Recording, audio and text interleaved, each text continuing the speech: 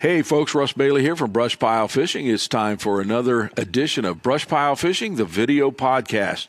We are turning to the tournament world today. We've got a great guest in store, Bob Denen from Crappie USA and also King Cat. He's going to join us. We're going to talk about the history of Crappie USA. We're going to talk about the future of Crappie USA and tournament fishing in general and how we can get things back to where it used to be. So you stay tuned. We'll be back with Brushpile Fishing, the video podcast.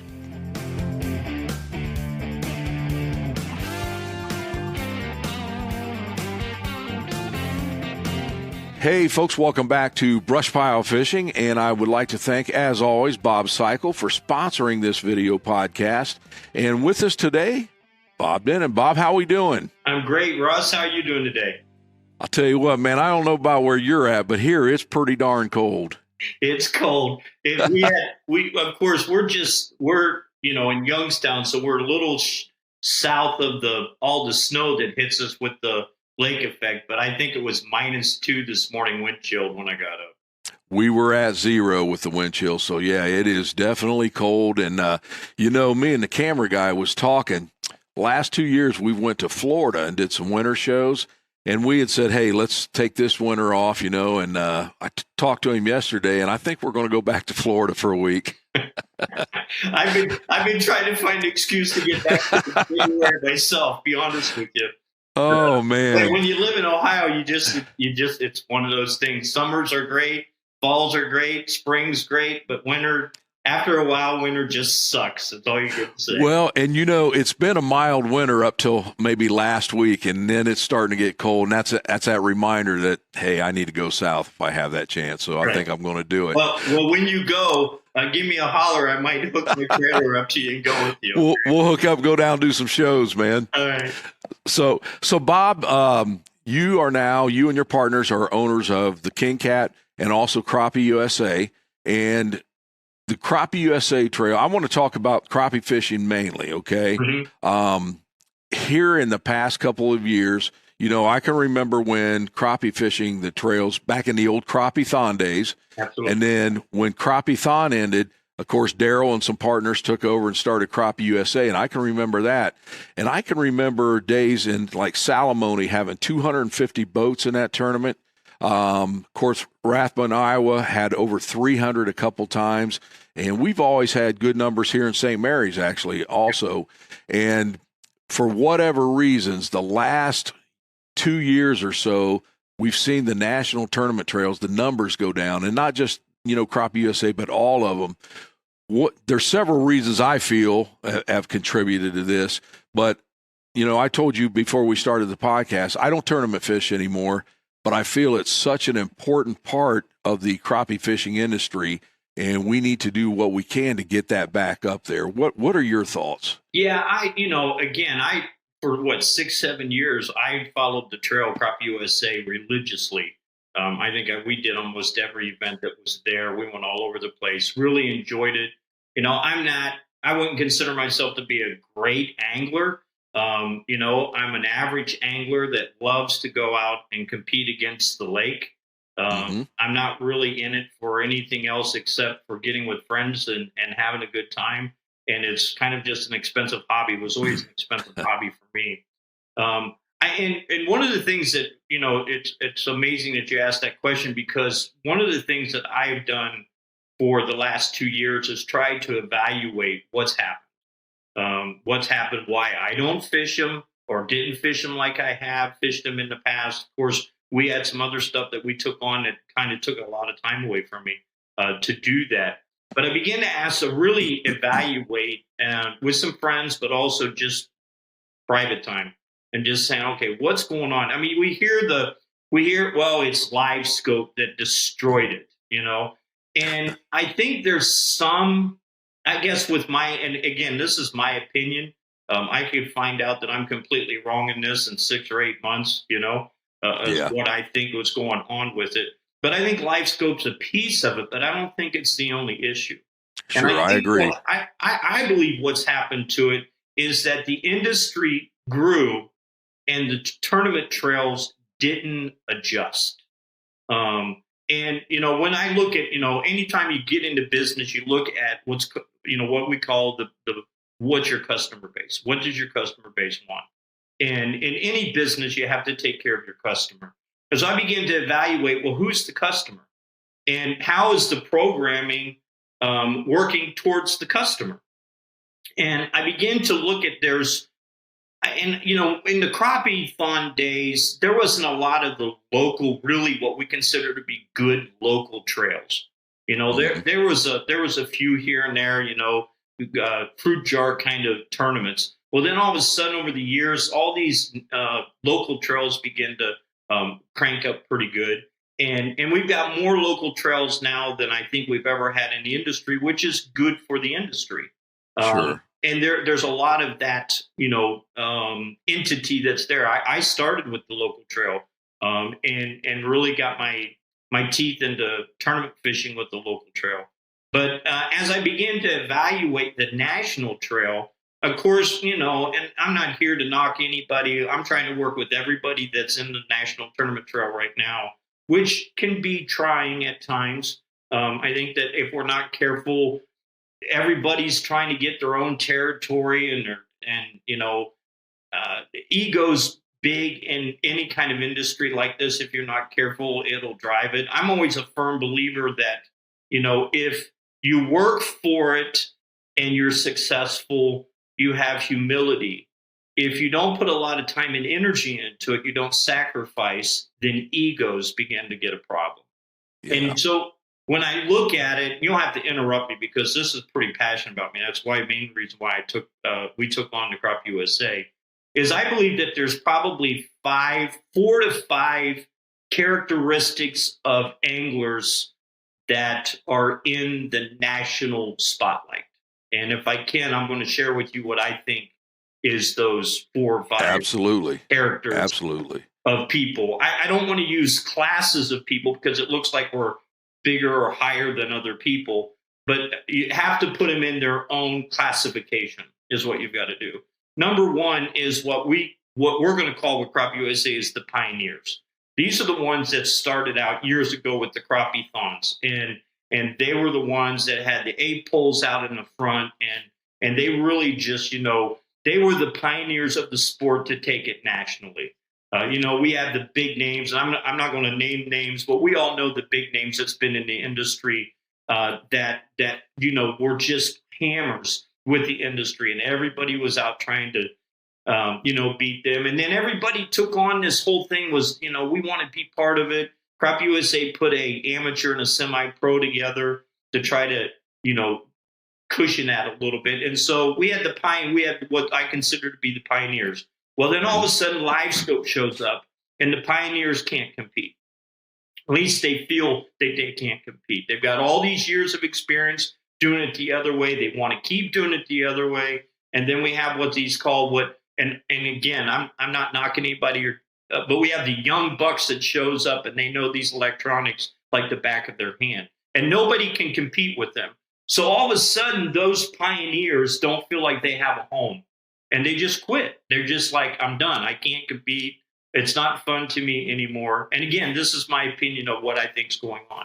And then you got people like me, like Bob Denen, that enjoys the competition, but I just don't have the time to really put in to learn that electronic the way it needs to be. Time on the water and really learning it, but I enjoy using it. It's allowed me to become something that I never thought I could become. I could go anywhere in the nation and I can catch fish. And so I consider myself to be a true amateur on the side of things where, I've won a couple tournaments. I've placed in a couple tournaments. But, if I'm not catching fish, I'm not going to get all stressed out. I'm just going to go to another spot and see if I can put some fish in the boat. And I like the competition, but it doesn't drive me. It's just not a driving factor. In fact, what drives me is the camaraderie that we have with people, the people that we get to meet. When you would show up at certain tournaments that I was at, always would want to just get around you and hang out with you and stuff like that. And so you had the camaraderie that's there with that group of people. Then you have what we consider to be the semi-pros. And the semi-pros are the ones that, they put a lot of time, they put a lot of energy. They can compete at a higher level, especially with LiveScope. But they are limited in what they can do also because of the lack of time on water, because most of them work day jobs. And Right. then we have what I consider to be the hammers. And these are the people, most of them are guides, not all of them, but most of them are guides. They have spent 2,000 to 3,000 hours a year in front of this live scope, screen, and they can point 50 feet out or 60 feet out and tell you the size of that fish, and then they go chase that fish until they can get that fish caught. All right. And so when we look at the industry, we see all these, what I consider to be all these classification of fishermen. But yet we've never changed the system of the National Trail.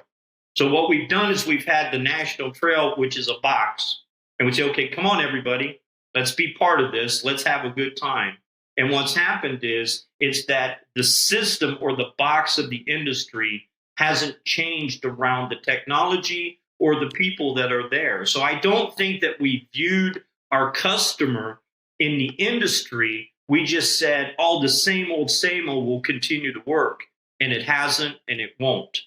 And so I think it takes some leadership to understand that. And again, this is where I'm starting. And I believe that as we evaluate it, we'll see it.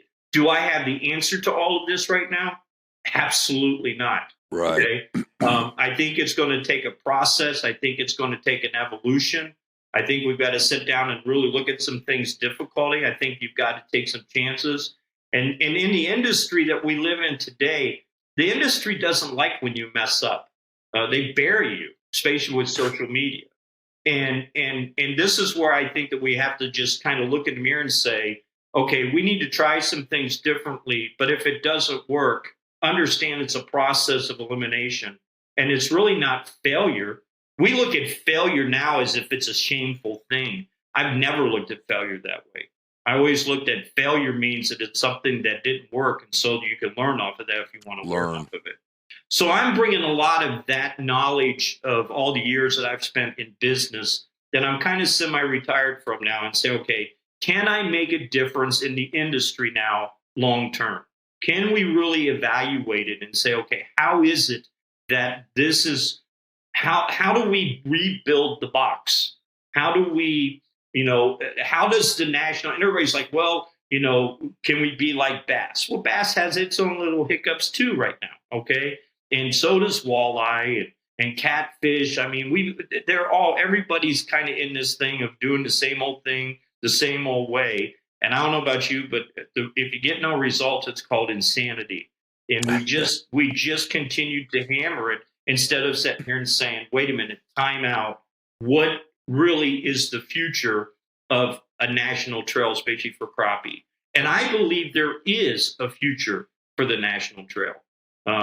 And so, you've got National Crappie League that's out there that's putting a lot of time and energy into it. You guys are very active in doing your training. I think you got 4 events scheduled for this year coming up. Yep. I think, all these are different. You got Crappie Masters that is really strong on the other side of the Mississippi. And they've got a lot of people from Texas and Missouri and Louisiana that really focuses in on that. You can hear the talk. Everybody's like, well, there's a certain leader or a certain person, if they would have done things differently, maybe it wouldn't be as bad as it is today. But I think it's just an evolution that's happened right now. We've done the same old thing for the same period of time, and there hasn't really been good vision for what that should look like in the future. And I think that's what's caused a lot of the backing away from saying, I'm just going to go fish a local trail, because realistic. And I ask this question a lot, Russ. What's different about the national trail that's not the local trail? And if you're not careful, they almost look the same. And so you have to sit down and say, okay, what's that evaluation that you need to do? So I'd love to hear some of your thoughts on really what you think of some of the issues are within the industry right now. I agree with what a lot of what you just said. I think the other thing is, and I'm not bashing payouts. I mean, you've got to have sponsorship and entry fees, but I can tell you this. I used to run, I don't know if you remember the days of the Buckeye Crappie Challenge, and we were averaging 50 to 60 teams every single tournament.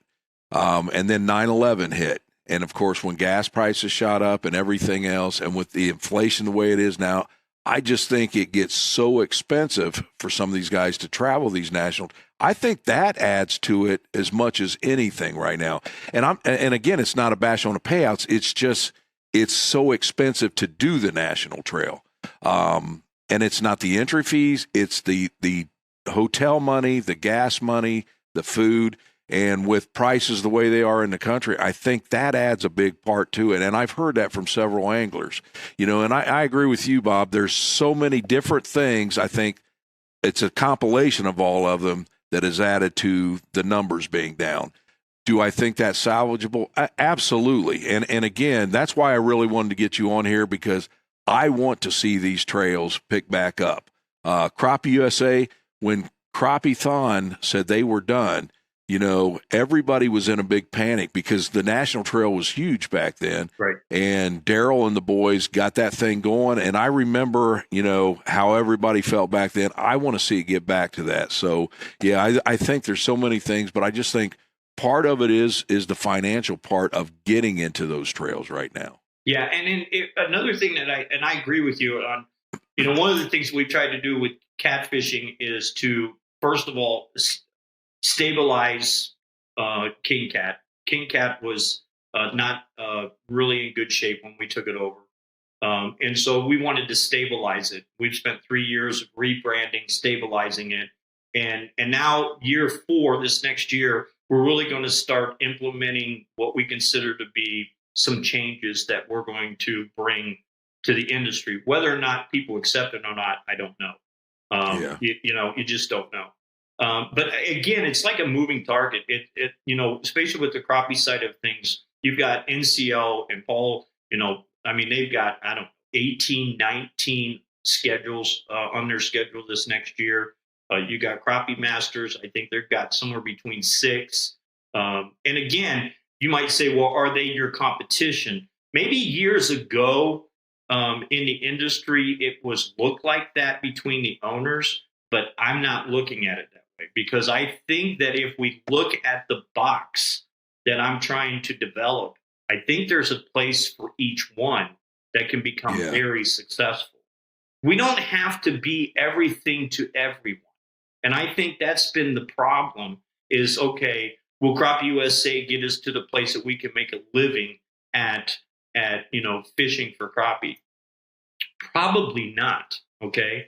And I think we've seen that over the years, only because sponsorships and as much as I know in the business, sponsors took it on the chin the last couple of years, and they've really not had cash flow to do what they've needed to do. Then we had, 5-6 years ago, and maybe I'm wrong, and correct me if I'm wrong on this, but I believe that we saw an inundation of a lot of smaller companies come into the industry. Oh, yeah. And it didn't bring new customers. It just fragmented the customers. And I'm not knocking the companies when I say that. It's just looking at it at a from 10,000 feet. You don't implement all this new product, which is great for the industry, and then you don't increase your customer base. And I think what happened was everybody said, okay, let's hit the national trails, or the national trails said, okay, let's hit all these entities out here. And what we did was we just diluted it so much that it became not successful for anyone. It just, everybody was going for their little piece of the pie. And that pie just kept on getting smaller and smaller and smaller. And so do I think that the way to get the payouts up is to still get outside sponsorships to come into the industry? I do. But I'm talking bigger companies with big names that would, it's not going to flinch for them to throw in 20 grand for a tournament. And and the thing about it is that I'm not going to put that, when we get that, that's not going in my pocket. That's going to the anglers. And I think that's part of the process that has to be developed, is when we cast the vision, we have to cast the vision to understand that there's going to be certain sponsors that are there to help us move the product forward, but there's going to be other sponsors that's going to be there for the naming's sake only. We have Bass Pro. Bass Pro has signed on to Crop USA full tilt. They're very excited about where we're going to be going with it in the future. But that's just one piece of the puzzle. You've got some smaller companies out there that want their name brand to be out there. And then you've got what I consider to be the non-industry money that's out there. And there's non-industry money that's out there, but they watch us. And then if you get a little bit of a hiccup or you make a change and then the internet goes stupid on you, okay, then they look back and they go, wait a minute, do I want to be part of this? And so I think that there has to be, as we evolve into this, we have to sit down and really ask ourselves some tough questions on how do we want to look to sponsorships in the long run. And I think that everyone plays an important role in that. One of the things, we just went through something with King Cat. I made a mistake on our, I'm not afraid to admit it. We made a mistake and I let someone come to the Classic because of a hardship. And they ended up winning the Classic. And it blew up in my face that I let this guy come. And we didn't handle it right. I needed 72 hours to handle it correctly. And we ended up handling it correctly and everything was fine and dandy. But you would have thought that I was the worst man in the world, and how they came out to just, drag me through the streets. This is not everybody, but there was quite a few people that would drag me through the streets kind of like I'm their trophy, because I made the mistake and they caught me on it. And sponsors, especially big company sponsors that we have conversations going on with, they watch that stuff. Sure they do. And so there's whether we have to put in different, sportsman kind of regulations of what you can and cannot do online. I don't know. I think that there's a lot of tweaking that's got to be done so everybody understands. But I think the end result is our customer has to understand what's at risk when they're out there. And if we as a whole, and what happens in social media, and you know this probably better than me, is that you'll get a small handful of people that will badmouth it. But the guys that really believe in it almost go silent sometimes because they don't want to get involved in it. And it has this effect where you got probably 10% of the industry or maybe 5% of the industry that's bashing it. And you got 60% of it that's not saying anything. Right. And that doesn't help anywhere down the road, where I think we have to say up and say, okay, we're going to back this no matter what. And people are allowed to make a mistake. I will be the first one to tell you I'm going to make some mistakes because I'm going to be pushing the envelope on a lot of things in the next 4 to 5 years. And the only way to really understand what's going to work is if I push and go, that was a bad idea right there. But Bob, let me just tell you this. This is one reason I'm kind of excited about you taking over the Crop USA Trail, because the times that I've been around you, you're not a big ego guy, okay? And that's what I like, because like you just said, you are going to make mistakes, okay? This is trial and error. It's always trial and error. You're going to make mistakes, but you can put your ego aside and say, hey, I have made a mistake. Let's learn from it and go on. And that's one of the things I think we really need in this industry right now from someone that's leading. So I'm excited about that. Well, I appreciate that. I try to think, I'm not going to say that I don't have an ego, because sometimes it gets in the way. But we all do. We've run enough businesses to understand that the whole foundation has to come off of basically the vision that you have. And I'm still putting that together. I got a lot of people that's really wanting us to get our schedule done, but I want to make sure it's right. And the first thing I don't want to do is I don't want to come in the first year and set on 5 other people. And we're going to set on some. There's no way around it. I've looked at schedules and I've looked at dates and I've called people, and we're doing our best to try to make it as easy on the anglers as you can. But with all the local trails that's there, we're gonna miss something, and we're gonna lay an egg, I'm sure, before it's over with. But what we're trying to do is I'm going to do less is more to start with right now. I'm not going to promise the moon and deliver a rock.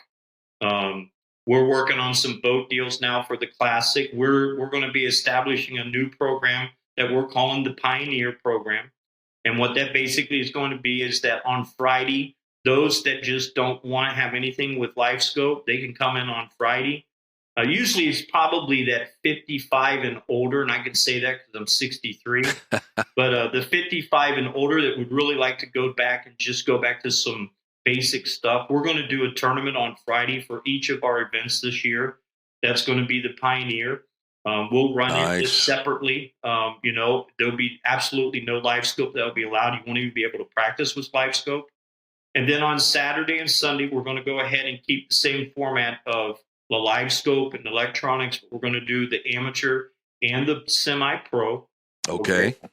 The area that we're needing help in with the industry, and I've got my mindset of how it could work with the different national trails if we can all come together. And I've been talking to him. And sometimes you just got to be the guy that goes through the door first and you get the bloodiest, is how it really works. You get cut up the worst. But I've been talking to him. I think that the hammers are what we consider to be the elites. I don't know if there's a real programming for them right now. And a lot of people say, well, you get a guy that comes in and he wins everything. And that's because we've put him in an entity to where he has nowhere else to go. I've talked to a few of them on the phone and I said, you're getting punished. We've watched this time and time again, even when I was fishing the tournaments, where you would get somebody that would come in and I could say his name and he was a hammer in it, but he got torched.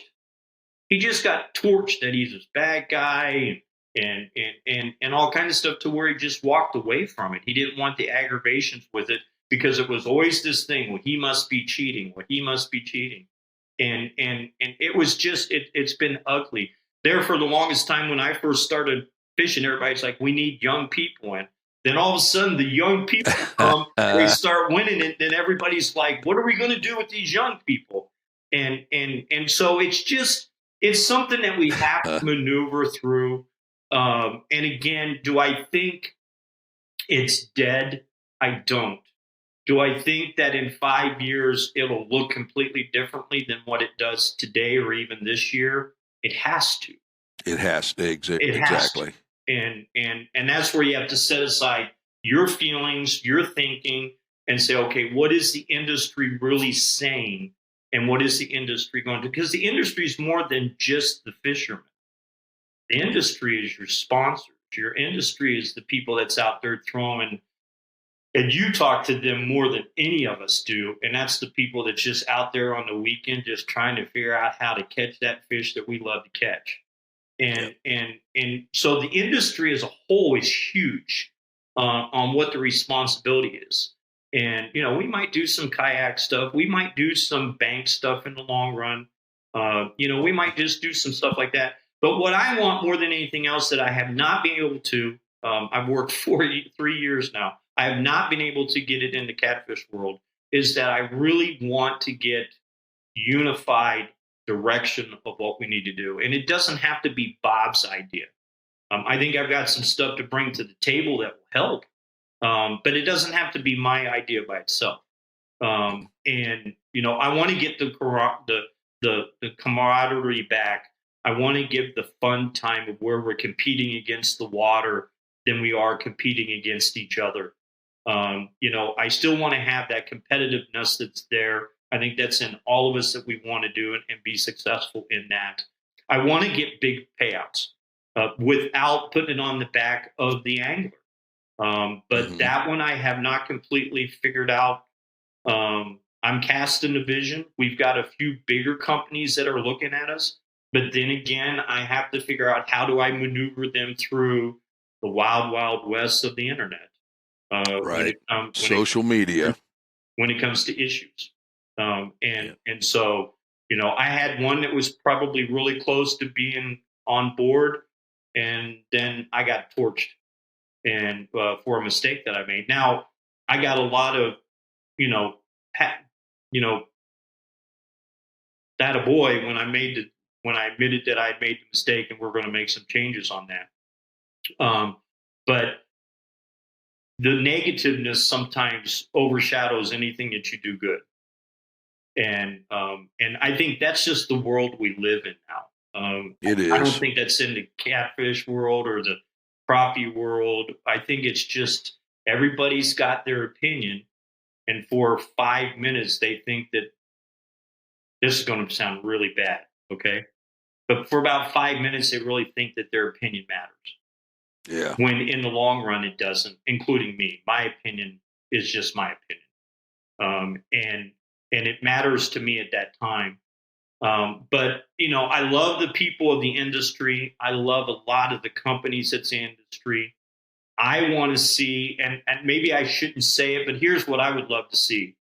I'd love to see the three larger entities in the nation, which is I've already named them: National Mm-hmm. Crappie League, uh, Crappie Masters, and Crappie USA, to sit down and say, okay, how can we work together to move the industry together and be a piece of the puzzle? Right. Not try to be everything to everybody.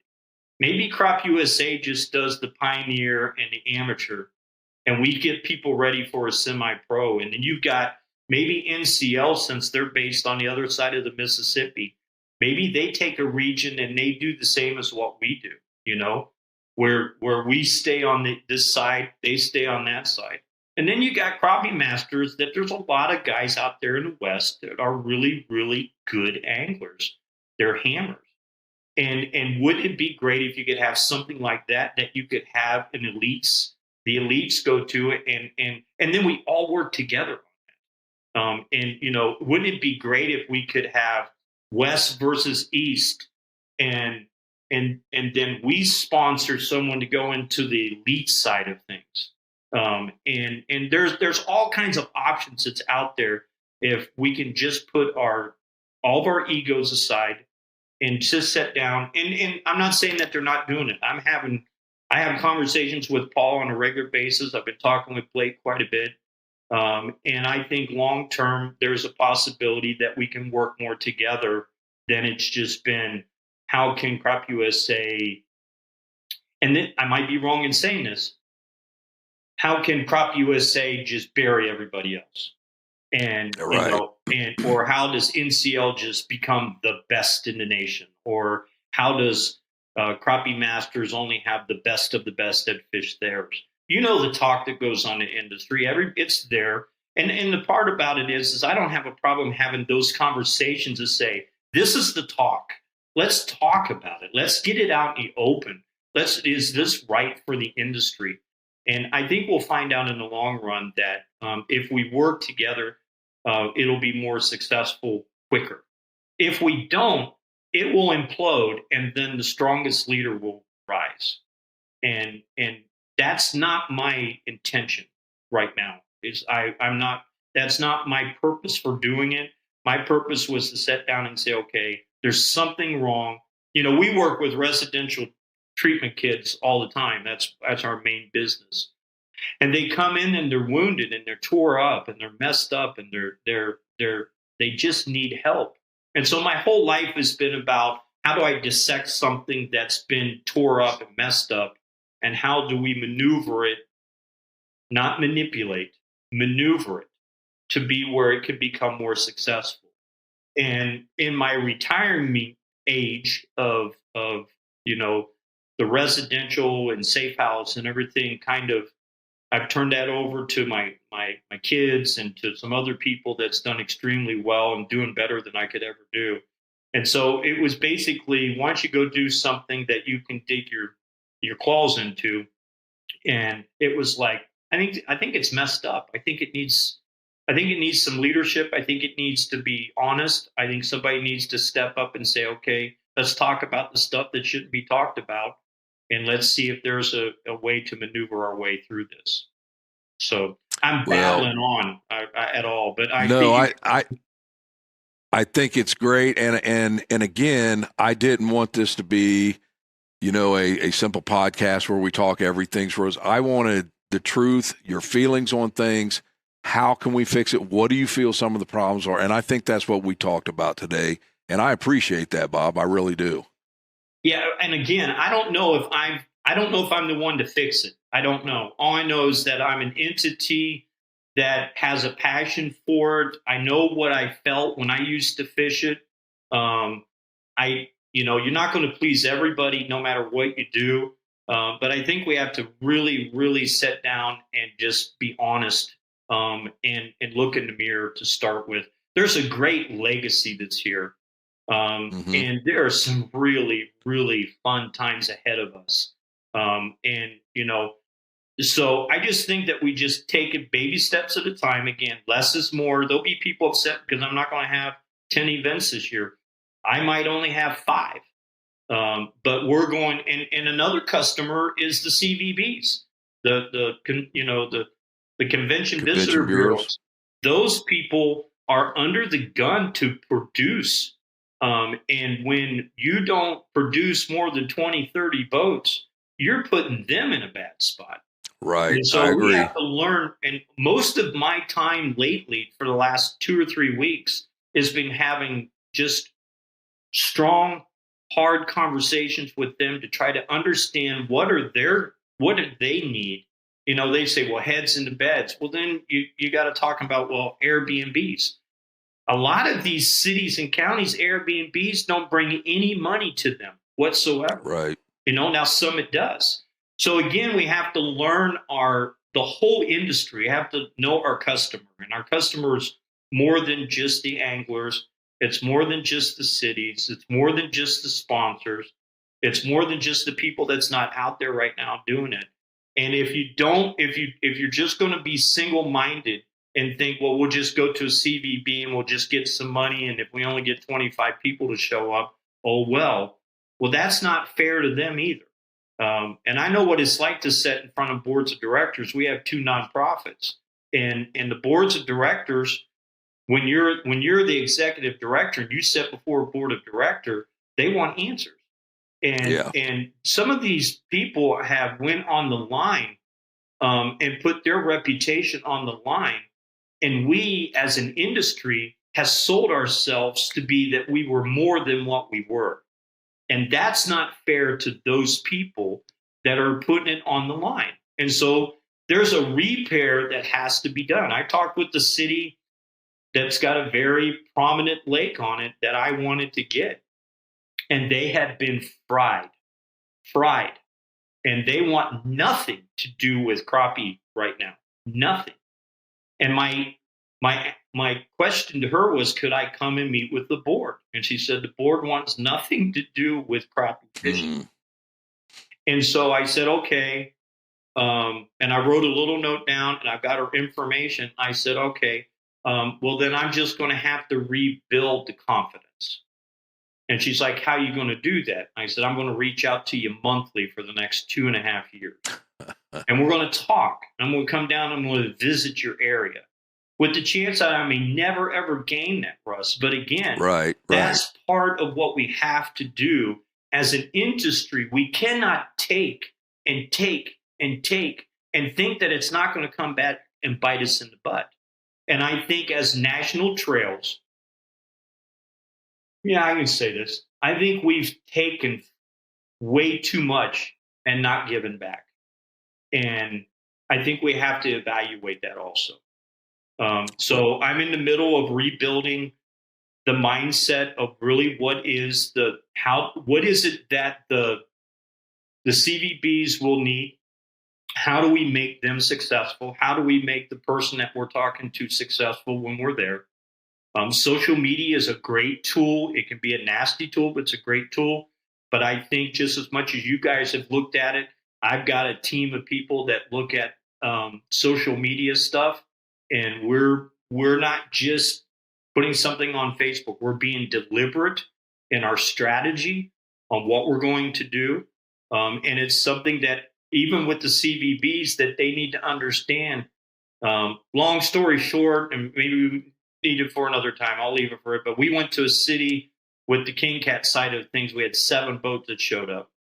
But the way that we handled the social media after we got there, they've had over 600 teams that's been there in a year and a half fishing that waterway. And so the CVBs also have to make some kind of adjustment to understand that if we're going to come in and we're going to partner with them, and again, partner, don't take, but partner with them, how do we get additional people to come throughout the year to that location? How do we track it? And again, social media is a great tool if you know how to operate it. So with our replay team, I got 3 guys, and all they do is they are experts in this field. And we've actually hired an outside company that is looking at some stuff and really knows how to get us what we consider to be good numbers. You know, we are on the Pursuit channel, and we don't exaggerate those numbers. We tell them exactly what we're getting on the Pursuit channel. And we're going to do that this next year. We're going to do Crappie USA is going to be on the Pursuit channel in 2026. But I'm not going to go in and say, oh, we got 1 million views because there's 1 million households. Right. That's not fair. It's just not right. It's not the way I want to be treated. So I go to them and say, we're going to have 60 to 70,000 views is what we're going to have. Then we're going to put it on our YouTube channel. That YouTube channel is going to get maybe 200,000 views before it loses a lot of its excitement. But what is everybody saying about your city when we're there and after we leave? And then if we can jump on those numbers and get those numbers to be true, now you're in the millions. You're in the millions of taking that data and smarter than what I am, thank goodness they are. But there's a way that they can grab that data and it'll be true numbers. And as I said, I hope I never promise the moon and deliver a rock. I'd rather just say, this is what we're going to try. And if we can succeed in that, then that's what we need to do. So, well, Bob, I sure appreciate it, bud. I appreciate you joining us today. And here at Brushpile, we wish you all the success on the new Crappie USA Trail. Well, I appreciate that. And I know that you guys are doing your you got 4 events next year. We're not going to be anywhere near those on date. That was the first thing I looked at and was like, we want to support what you're doing. We believe that it's a really good program. And if anybody doesn't know what that's about, push that a little bit. And we're going to push it on our side also, Russ. All right. I appreciate it, buddy. Stay warm up there. Yeah. Take care. Always good talking with you, Russ. You too. Bob Denen, folks, from Crappie USA. Some good things, I think, coming from him in the future, and we'll see how things go with that. But at least he's trying to develop a plan to get tournament fishing back where it was. And before we shut off, I do want to talk about the Brushpile Academies. Folks, check out some of the testimonials of the people that have been there. We've got 4 in store in 2025, so you're going to have some chances to get to different places. And also, I wanted to talk before we leave about the Roo Kit. You had seen it on shows before we even had a name for them, but they are out on the market now. The one thing that I love about this is Jeff Smith sent several of these kits across the country, and you've actually got to see people using them on the water. There's a guy in Oklahoma that actually went out one day when he got his and said, I am going fishing now. He did a complete live video of getting his limit with him. We've seen him work all over the country. Super proud of this. The individual color packs will be out soon, so check those out with the Roo Kit. And folks, I hope you enjoyed today's show. I was enlightened. I'm excited about what I'm hearing, and I think, like Bob talked about, the future of crappie fishing tournament side can still get right back where it was and exceed that. We've got to make changes. Like he said, that box, things change, and the industry has to change with that. So I hope you enjoyed it. Stay tuned. We'll be back again with Brushpile Fishing, the video podcast.